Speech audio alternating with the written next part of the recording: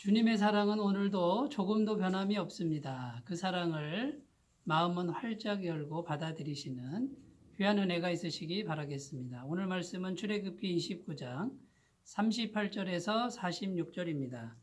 내가 제단 위에 드릴 것은 이러하니라. 매일 1년 된 어린 양 2마리니 한 어린 양은 아침에 드리고 한 어린 양은 저녁 때에 드릴지며 한 어린 양의 고운 밀가루 10분의 1 에바와 찌은 기름 4분의 1 흰을 더하고 또 전제로 포도주 4분의 1 흰을 더할지며 한 어린 양은 저녁 때에 드리되 아침에 한 것처럼 소제와 전제를 그것과 함께 드려 향기로운 냄새가 되게 하여 여호와께 화제로 삼을지니 이는 너희가 대대로 여호와 앞 회막문에서 늘 드릴 번제라.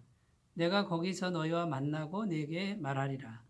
내가 거기서 이스라엘 자손을 만나리니 내 영광으로 말미암아 회막이 거룩하게 될지라. 내가 그 회막과 제단을 거룩하게 하며 아론과 그의 아들들도 거룩하게 하여 내게 제사장 직분을 행하게 하며 내가 이스라엘 자손 중에 거하여 그들의 하나님이 되리니 그들은 내가 그들의 하나님 여호와로서 그들 중에 거하려고 그들을 애굽 땅에서 인도하여 낸 줄을 알리라. 나는 그들의 하나님 여호와니라. 아멘. 네, 오늘 말씀은 제사장 위임식 제사에 관련된 부분을 계속 말씀하시는데 그 제사의 결론 부분입니다. 오늘 말씀은 제사장들이 이제 위임을 받은 후에 매일매일 하나님께 제사를 어떻게 드려야 하는지를 말하고 있는데 매일 번제를 드려야 한다고 말씀합니다. 아침에도 1년 된 어린 양 한 마리, 저녁에도 1년 된 어린 양 한 마리 이렇게 매일 드리라고 말씀하고 있는 것이죠. 그래서 이 제사장들은 매일 번제를 드려야 했고요. 거기에 소제와 전제를 함께 드렸는데 이 소제는 고운 곡식 가루를 말하는 거죠. 태워서 드리는 제사인데 고운 밀가루, 전제는 부어서 드리는 제사죠. 포도주를 부어서 드리라고 이렇게 말씀하고 있습니다. 자, 이렇게 제사장들이 매일 번제를 드리는 이것을 상번제라고 그러는데 이 상번제에 관련된 영적 의미를 살펴보겠습니다. 첫 번째는 자신의 몸을 또는 자신의 삶을 그 전체를 매일 산 제물로 삼아서 제사를 드리라 이런 뜻이 있습니다.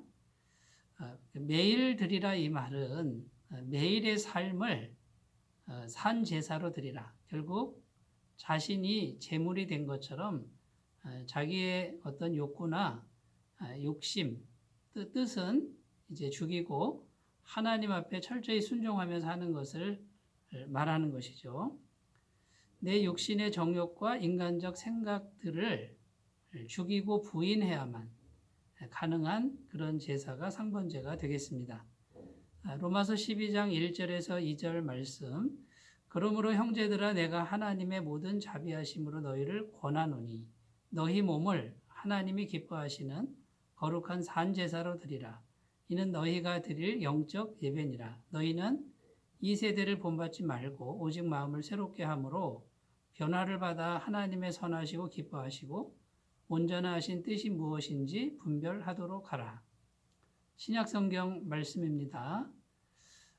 구약 시대는 실제로 어린 양을 잡아서 드렸습니다만 신약 시대는 영적으로 드려야죠. 마음으로 드려야 하는데 이 세대를 향하는 마음을 돌이켜야 됩니다. 그리고 마음을 날마다 변화시켜서 하나님만 섬기는, 말씀만 섬기는 그런 길로 가야 할 것을 말씀하고 있습니다. 히브리서 13장 15절에서 16절에 보면 이러므로 우리가 예수로 말미암아 항상 찬미의 제사를 하나님께 드리자. 이는 그 이름을 증거하는 입술의 열매니라. 늘 하나님을 찬송하는 이 제사를 드리라고 이렇게 말씀하고 있습니다. 고린도전서 6장 20절에도 값으로 산 것이 되었으니 그런즉 너희 몸으로 하나님께 영광을 돌리라. 다 같은 맥락의 말씀이라고 할 수 있습니다. 그 다음에요. 하루의 시작과 끝을 하나님 안에서 시작하고 마무리하라 이런 뜻이죠. 아침과 저녁에 이 양을 드리는데 그럼 아침과 저녁에만 드리면 되느냐 이런 뜻이 아니고 아침의 시작을 제사로 시작했으면 하루 종일을 하나님을 생각하면서 하나님께만 드리면서 동행하는 삶을 살라는 의미가 되는 것이고요. 결국 아침과 저녁에 드리라 이 말은 이걸 매일매일 해야 되니까 평생을 하나님과 동행하는 그런 삶을 살 것을 말씀하고 있는 것이죠. 시편 16편 8절에 내가 여호와를 항상 내 앞에 모심이요 그가 내 우편에 계심으로 내가 요동치 아니하리로다. 다윗의 시편인데 다윗은 실제로 상번제를 드리지 않았습니다만 항상 마음에 그 마음의 성전에 그 영역에 하나님을 모시고 살았다라는 것을 말씀하고 있는 것입니다. 시편 73편 23절 내가 항상 주와 함께하니 주께서 내 오른손을 붙드셨나이다. 역시 하나님께서 원하시는 것은 형식이 아니라 우리 마음의 중심에 그런 제사를 원한다는 것이죠. 이것을 기억하시고 마음을 드리시기 바라겠습니다.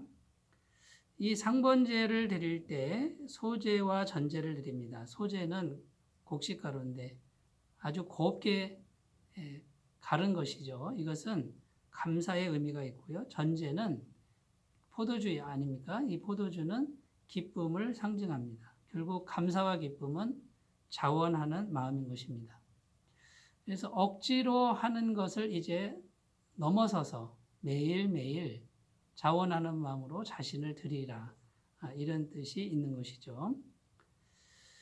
자, 이 자원하는 마음, 이 자원하는 마음을 하나님은 정말 기뻐하신다라는 거예요.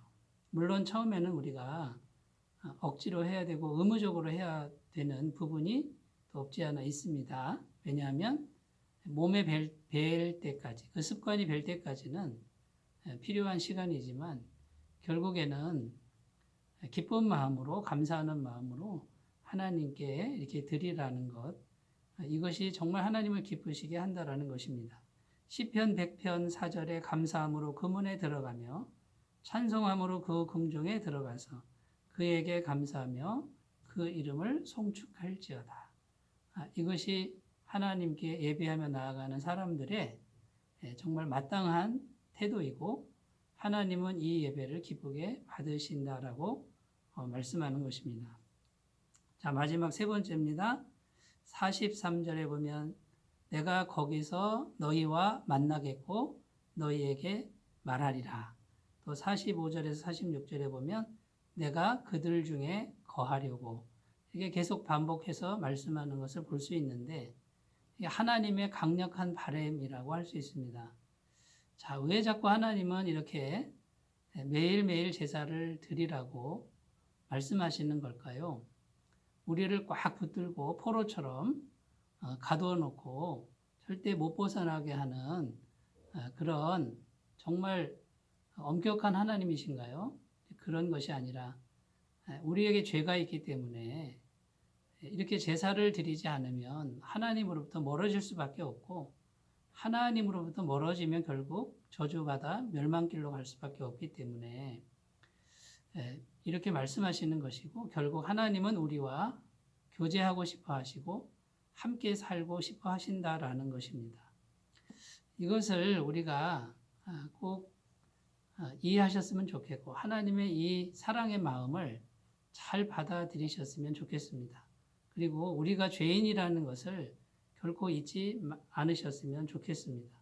천지를 창조하신 이유도 우리와 함께 사시려고 창조하셨고요.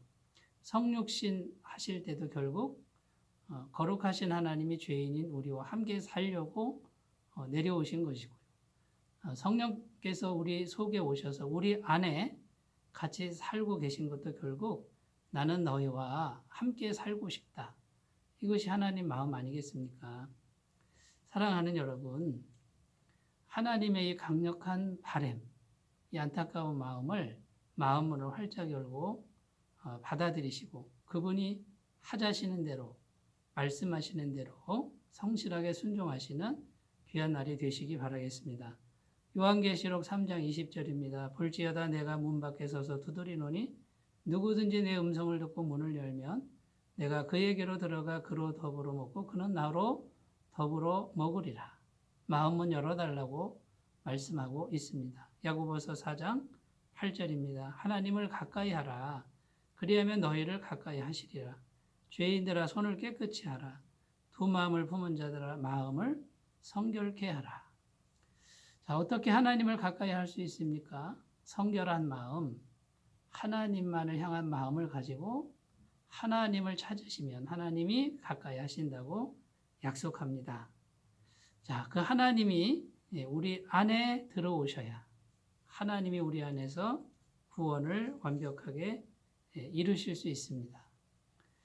자, 하나님과의 관계가 회복되었고 매일매일 우리가 상번제를 자원해서 드릴 때 하나님께서 우리 안에 오시고 우리 안에 오셔야만 그분이 일하실 수 있습니다. 완전한 구원을 이루실 수 있고 우리 안에 죄의 세력을 이길 수 있습니다.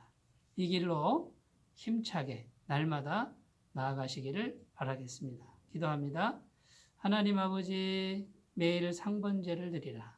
소제와 전제 곧 기쁨과 감사로 자원함으로 하나님께 나아오라. 그래야 내가 너희와 함께 살고 내가 너희의 구원을 완성하도록 도와줄 것이다. 이 음성에 믿음으로 반응하는 우리 모두가 되게 하여 주옵소서. 예수님의 이름으로 기도드립니다. 아멘. 주님이 우리와 함께 하십니다. 감사합니다.